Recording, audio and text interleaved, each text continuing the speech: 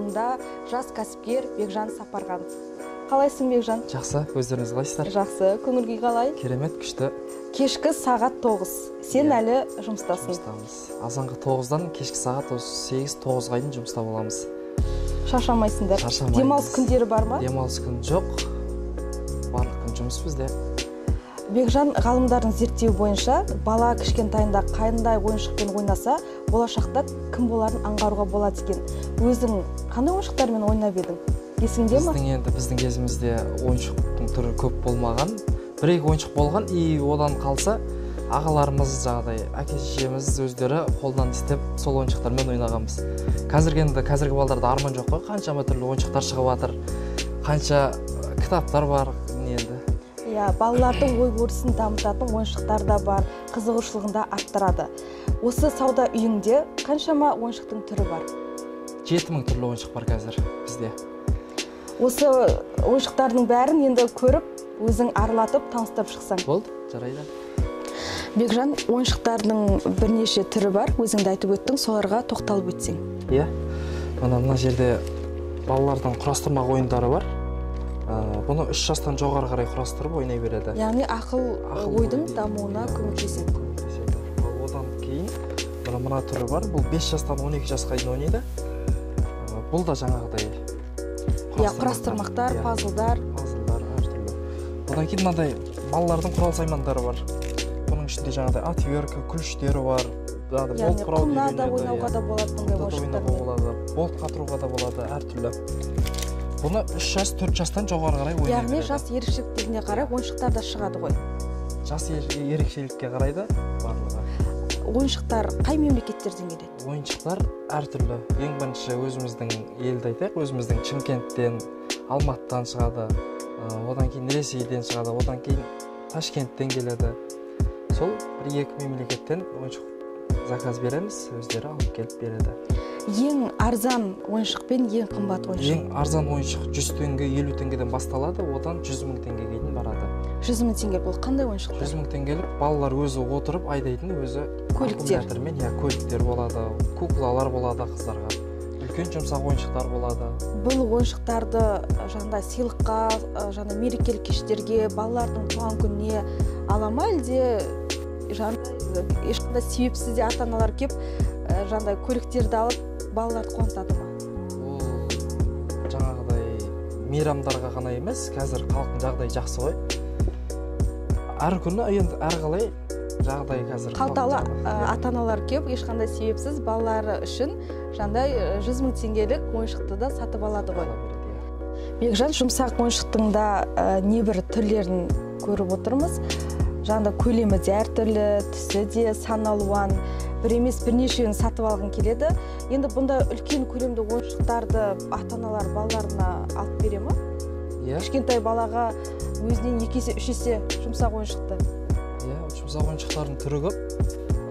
Бұл ойыншықтарды ата-аналар мейрамдарға емес, былай жай күндерде алып бере береді. Бұл ойыншықтар мысалға кір болса жуыла береді. Үлкен ойыншықтар бар, үлкен ойыншықтарды жаңағыдай жас балдар өздерінің қыздарына, сондайларға бере береді. Яғни ойыншықтар дүкеніне тек қана ата-аналар емес, бойдағы жігіттер де кіреді дейсің ғой. Жақсы, тамаша.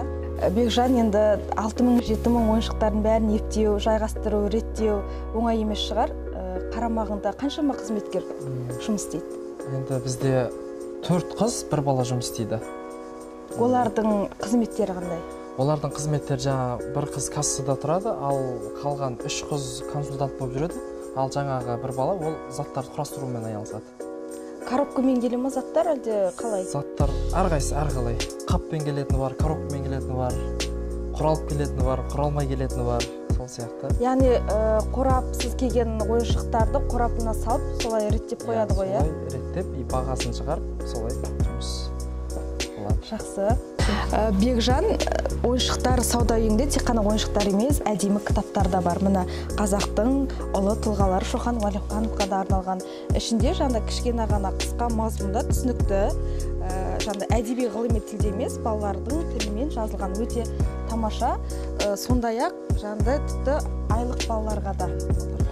Олар сонда қалай онда? Олар оқи алмаса, әріп тани алмаса, бұл енді айлық балдардікі жаңағыдай ең главный жаңағыдай ішіндегі суреттермен танысады, ішіндегі светтермен танысады, түстермен танысады. Одан кейін жаңағыдай ата-анасы осы ішіндегі нелерді айтып, кітаптарды оқып, ертегілерді оқып береді, құлағына сіңіре береді дейсің ғой. Тамаша.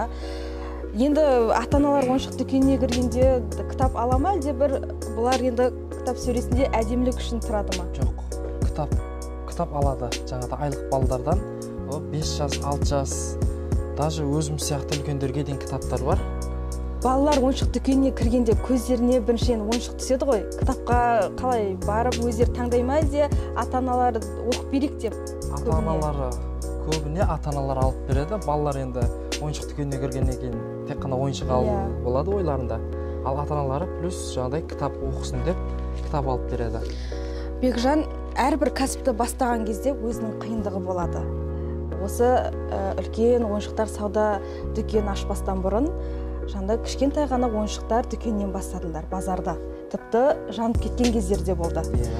Сол уақытта сағың сынбай, жаңағыдай қиындыққа қарсы тұрғанның арқасында деп ойлаймын, бүгінде ірі сауда үйінің жаңа иесі болып отқаның.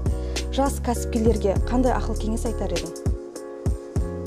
Жас кәсіпкерлерге ең бастысы шаршамау керек, еңбек ету керек, көбірек кітап оқу керек. Сол одан басқа енді жаңағыдай главный енді адамның өзіне байланысты ғой. Жаңағыдай ары қарай алып кету керек дегендей. Қиындыққа мойынсымау керек дейсің ғой. Мойынсымау керек. Құладың ба, қайтып тұрып кету керек. Бірнеше рет тренингтерге қатыстың? Қатыстық, Аманжол Рысмендиевке қатыстым. Қуаныш Шонбайдың тренингіне қатыстым. Одан қалса, сол кісілердің кітаптарын оқып тұрамыз. Жігіттер квартетіндегі Бағланның кітабы бар, оларды да оқып тұрамыз. Яғни тек қана сауда жағынан емес, жеке кәсіпкер ретінде шеберлікті артып, осы бизнестің қыр-сырын сауатты түрде үйреніп жүрсің ғой. Сауатты түрде үйреніп жүрік. Бекжан, өзіңде әкесің, кішкентайларың бар. Қандай ойыншықтар алып бересің көбіне? Әлде осы дүкенге кіргізіп қалаған ойыншықты ала бере ма? Қалаған ойыншықтарын да алады. Кей кезде енді негізі өзіміз жаңағыдай ой-өрісті дамытатын ойыншықтар әпереміз, жаңағыдай кітаптарды әпереміз. Әртүрлі ойыншықтармен ойнайды. Тамаша, алдағы жоспар, мақсатың, арман, тілегің қандай?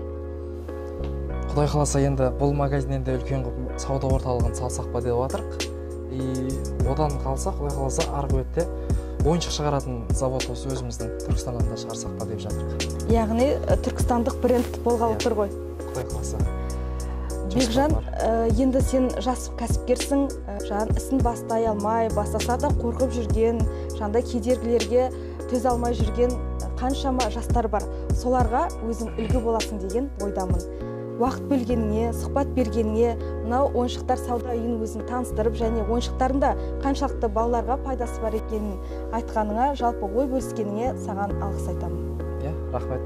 Бүгінге осы, көрермендер, келесі кездескенше аман сау болыңыздар.